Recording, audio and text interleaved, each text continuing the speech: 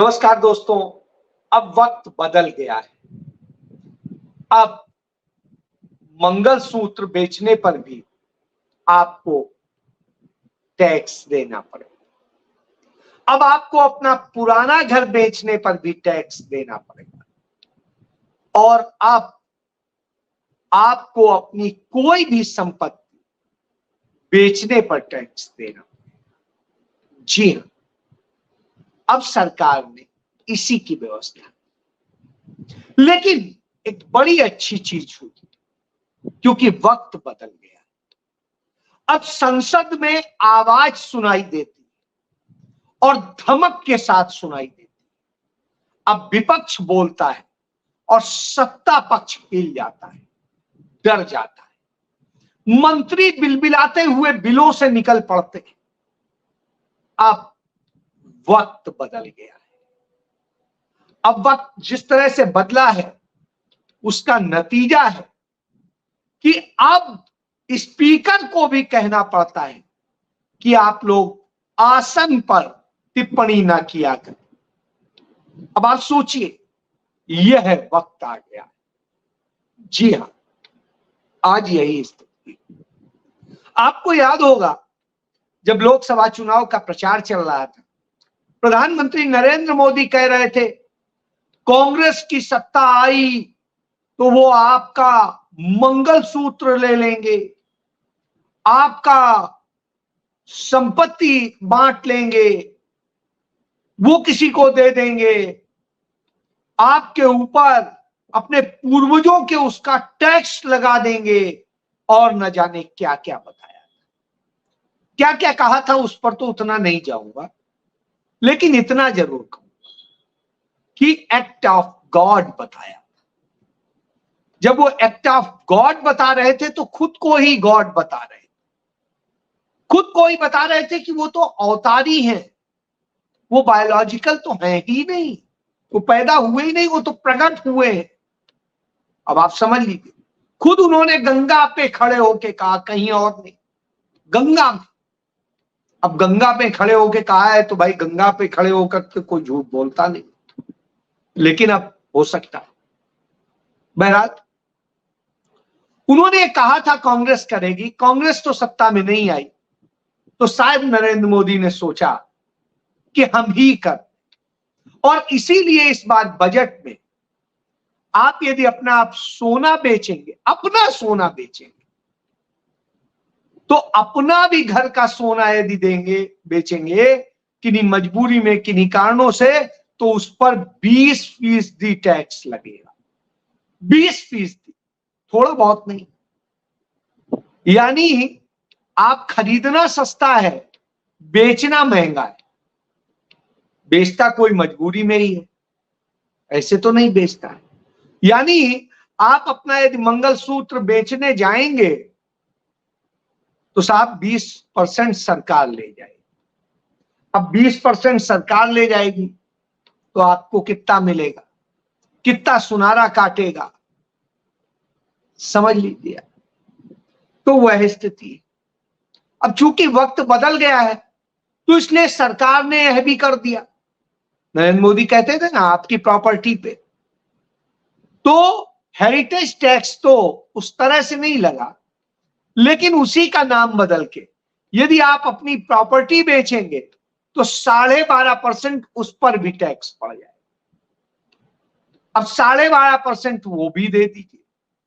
यानी अब आपके पास में यह भी नहीं है कि आप जो सोचते थे कि चलिए कुछ की जमीन बेच लें और उसके बाद में हम अपना कुछ खर्चे, कुछ और चीजें पूरी कर लें, तो उसमें भी सरकार ले जाएगी। फिर इसके अलावा सेस भी है, और सेस मिला करके करीब 14% इधर पड़ जाएगा, उधर भी बढ़ जाएगा, तो वह भी देख लीजिए। ये तो हुई एक बात। दूसरा, सरकार अब इतनी छूट दे चुकी है कि आज संसद में भी कहना पड़ा स्पीकर को कि मंत्री जी देखिए इस पर क्या हो रहा है, कि आप ट्रेन में टिकट बुक कराते हैं, आप प्लेन में टिकट बुक कराते हैं, तो जिस सॉफ्टवेयर से कराते हैं वो सॉफ्टवेयर आपको मान लीजिए दिखाता है कि 33,000 की टिकट, जब आप फाइनल पे जाते हैं तो 93,000 की हो जाती। इस तरह से कारपोरेट कंपनियों को लूटने की छूट दे दी गई, और यह छूट दे दी गई तो स्वाभाविक सी बात है। और दयानिधि मारन ने डीएमके के जो है उन्होंने यह मुद्दा उठाया, जो पूर्व केंद्रीय मंत्री भी है। तब स्पीकर ने कहा कि मंत्री जी इसको देखिए, गंभीर है। उन्होंने टाटा की कंपनी विस्तारा का जिक्र किया था। बहरहाल तो इस तरह भी आपको लूटा जा रहा है। बाकी कहां कहां से लूटा जा रहा है, ये बहुत सारी चीजें हैं, अब ये बताने की जरूरत नहीं है। आप लूटने के लिए तैयार हैं तो वो लूट रहे हैं। चलिए, जब ये लूट का धंधा चल रहा तब कोई तो आवाज बनना चाहिए, कोई तो बोलना चाहिए। तो अब विपक्ष बोल रहा है और सरकार को सुनना पड़ रहा है। हालात ये हो जाते हैं कि स्पीकर डर जाते हैं, स्पीकर को अपने बार बार स्टैंड बदलना पड़ता है और वो घबरा जाते हैं कि हमारी पार्टी गिर गई, हम क्या करें, हम गिर गए। वह स्थिति होती। तो अब वही हो रहा। पिछली बार राहुल गांधी बोले थे तो प्रधानमंत्री, गृह मंत्री सब संरक्षण मांगने लगे थे, और जब संरक्षण मांगने लगे थे यह हालत आ गई थी। तो अब राहुल गांधी नहीं बोले, लेकिन उनके साथी बोले, साथी दल भी बोले, कांग्रेस पार्टी के भी नेता बोले हैं। और जब वो बोल रहे हैं तो हड़बड़ाहट हो रही है, डर लग रहा है। परिणीति शिंदे ने जब बोला तो सरकार की हालत बिगड़ी हुई थी, क्योंकि उन्होंने एक एक चीज तथ्यात्मक तौर पे सामने रख दी। इस तरह पहले होता नहीं था, पहले बोल नहीं पाते थे, लेकिन इस बार सदन में विपक्ष की आवाज गूंज रही। तो पहली बार की सांसद परिणीति शिंदे, और वो बोली तो एक एक चीज को उधेड़ के रख दिया। उन्होंने बता दिया कि किस तरीके से नरेंद्र मोदी कुछ लोगों के लिए काम करते हैं, नरेंद्र मोदी कैसे 6,000 रुपए किसानों को देकर के उनसे 18,000 रुपए छीन लेते। और उन्होंने एक एक चीज को बड़ा विस्तार से बताया। उन्होंने और भी तमाम चीजें बताई कि कैसे आरक्षण और दूसरी चीजें सब हक छीनने का काम हो रहा है। और उन सब चीजों का जब जिक्र किया तो सरकार के पास जवाब तो होता नहीं, तो लोग भाग खड़े होते। इसके बाद बोले चरणजीत सिंह चन्नी, जो पूर्व मुख्यमंत्री है पंजाब के। उन्होंने बताया कि आपातकाल क्या है। उनका आपातकाल यह है कि 20 लाख लोगों के प्रतिनिधि को आपने नजरबंद करके डाला हुआ है, जेल में डाला हुआ है, उनकी आवाज को दबाया गया है। यह किया जा रहा है, और जब यह किया जा रहा हो तो यह है आपातकाल। और उन्होंने कहा अमृतपाल को अब जनता ने चुन लिया है तो उन्हें सदन में होना चाहिए, उस जनता की आवाज बनना चाहिए। वो क्यों नहीं हो रहा है?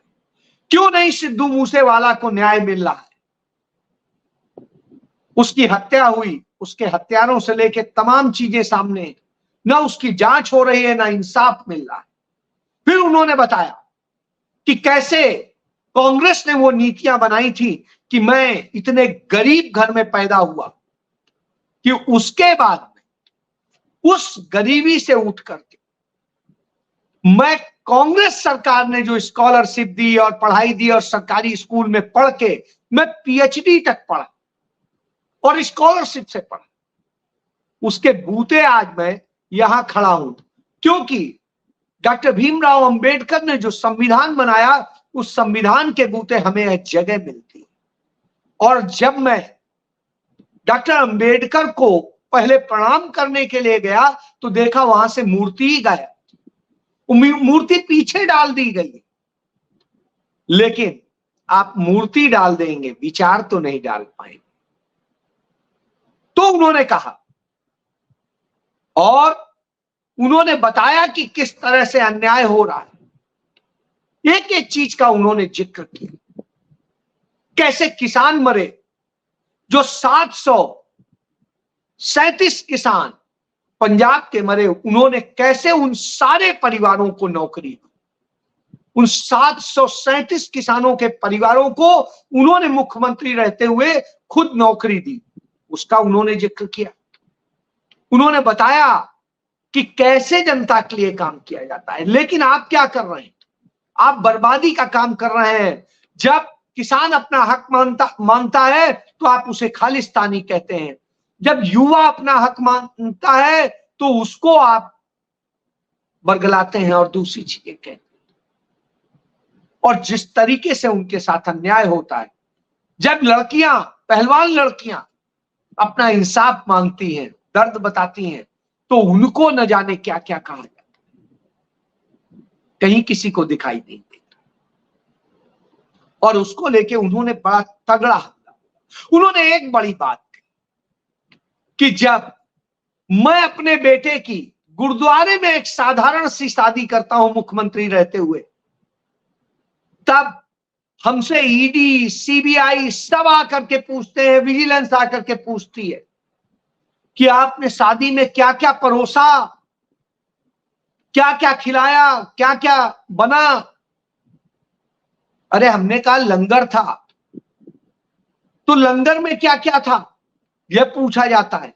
लेकिन प्रधानमंत्री वही गिफ्ट लेकर के हजारों करोड़ रुपए की शादी में जाते हैं, तब उनसे नहीं पूछा जाता कि आपने उन्हें क्या दिया, आपको क्या मिला, और उन्होंने क्या क्या खिलाया, क्या क्या बांटा, किसको किसको क्या दिया।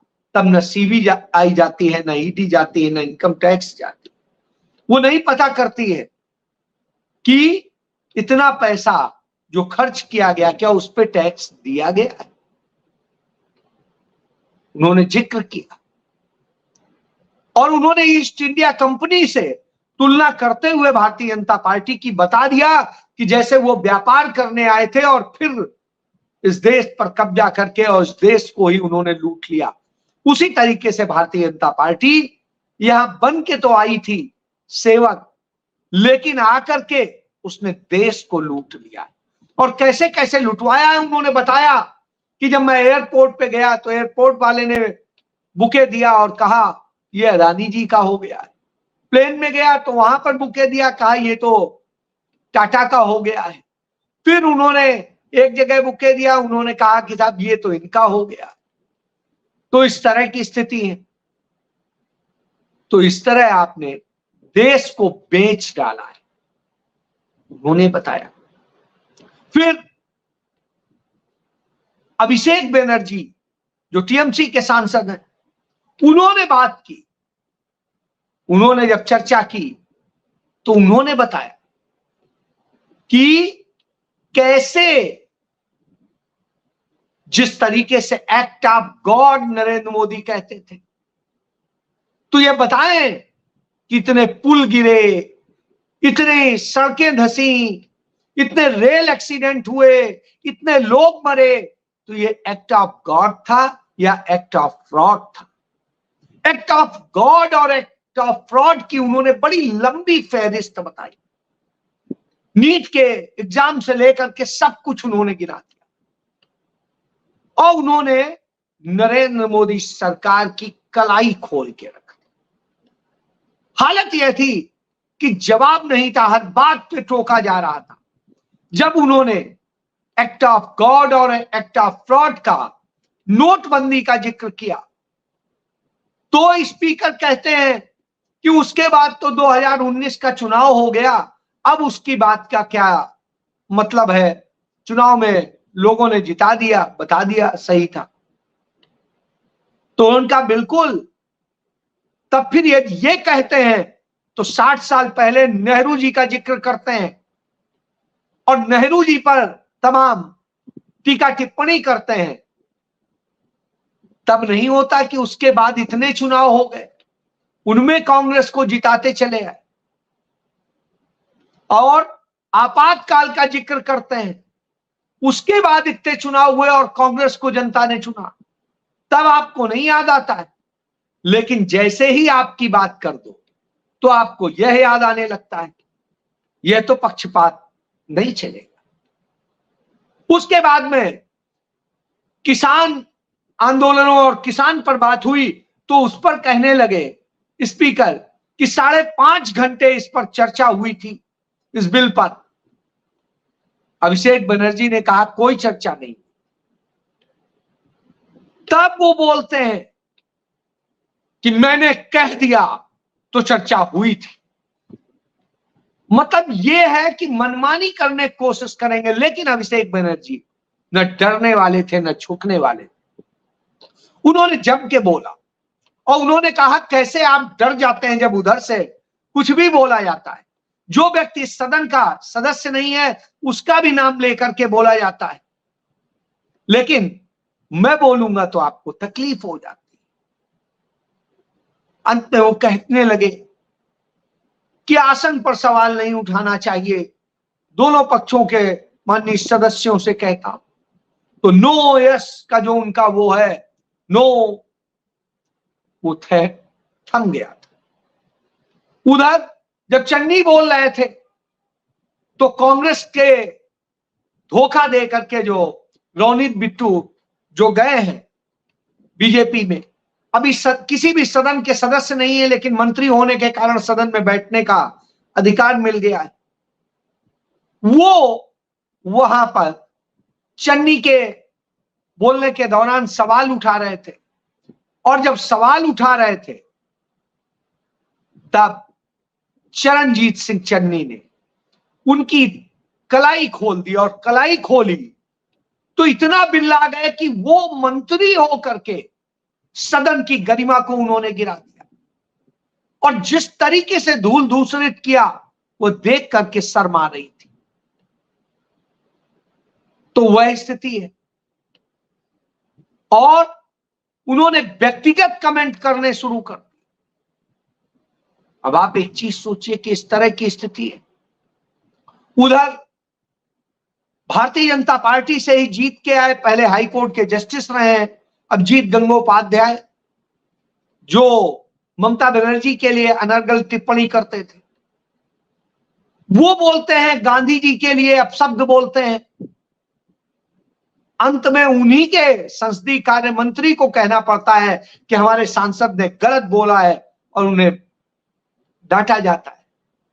तो अब आप समझिए, जस्टिस थे दूसरों को डांट देते थे, अब डांट खाते हैं, यह दशा आ गई है। तो अब वक्त बदल गया है, अब वक्त बदल गया है, तो इसीलिए अब सदस्य पूछ लेते हैं कि क्या प्रधानमंत्री इतना नीचे गिर गए हैं कि रुपया इतना नीचा गिर रहा है? क्या प्रधानमंत्री इतने कमजोर हो गए हैं कि रुपया कमजोर हो रहा है? क्या प्रधानमंत्री इतने बेकार हो गए हैं कि 16 लाख करोड़ रुपए का कर्ज उठाकर बजट बनाना पड़ रहा है? अब ये शब्द सुनने पड़ रहे हैं। शायद यही वजह है कि कई दिन से प्रधानमंत्री संसद से फरार, उस संसद आने की हिम्मत नहीं कर पा रहे। क्यों? क्योंकि नेता प्रतिपक्ष अपने रूम में पूरे टाइम डटे रहते हैं, यदि प्रधानमंत्री आ जाए तो वो भी आ जाए, और उन्हें कहीं दूर से नहीं आना। तो इसलिए प्रधानमंत्री सदन में आने से घबराने लगे। यह दशा हो तो यही बात चरणजीत सिंह चन्नी ने उठा दी, कहा कि बजट पर चर्चा हो रही, इतनी गंभीर चर्चा हो रही है और स्थिति है प्रधानमंत्री नदारत है, गृह मंत्री नदारत है, वित्त मंत्री नदारत है, तो सोचिए क्या हालत है,